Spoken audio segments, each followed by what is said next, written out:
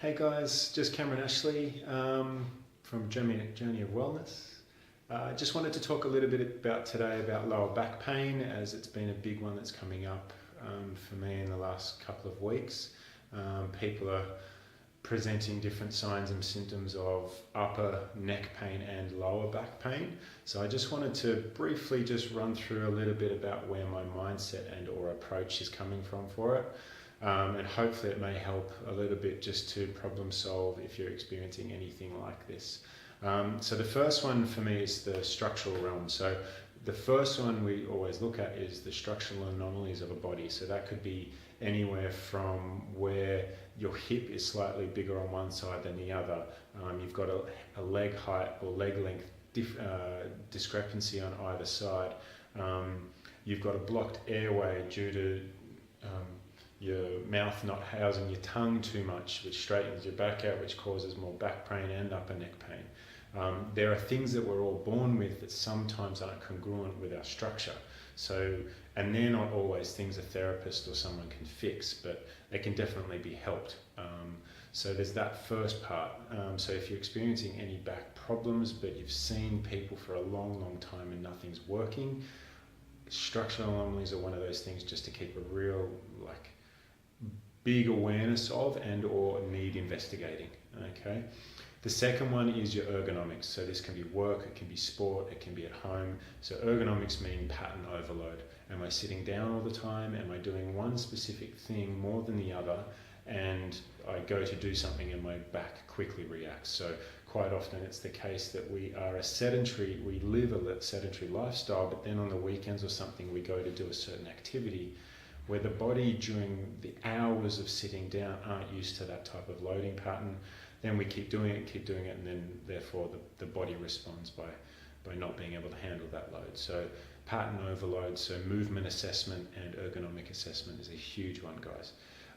The next one, which I quite often see, is the biochemical system. So when there's gut inflammation and or any problems within the detoxification realm that is maybe, I don't know, it could be leaky gut, where you've sort of got food particles that are stuck within the gut wall, and then they cause a huge amount of things going on. If you've got parasites or fungus that are causing inflammation, you've got diarrhea all the time.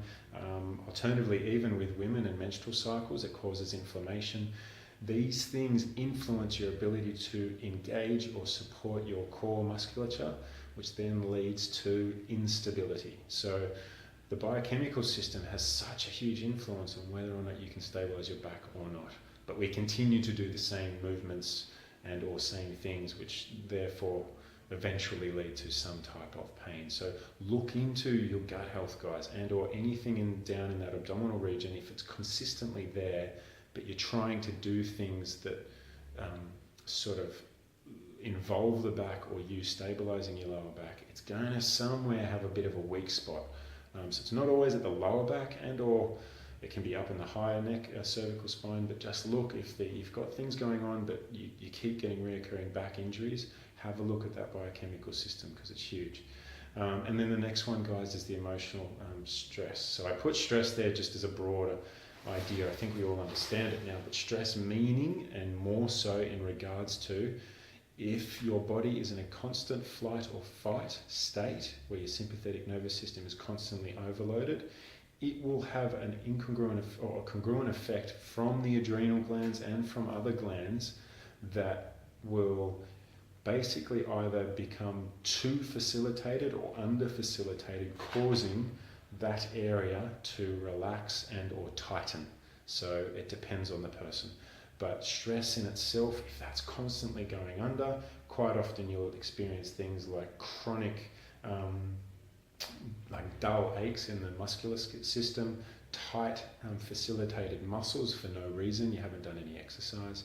A lot of different things, but the idea being is if you recognize that you're constantly under stress 24/7, that's going to have a huge impact on this, which will have a huge impact on that.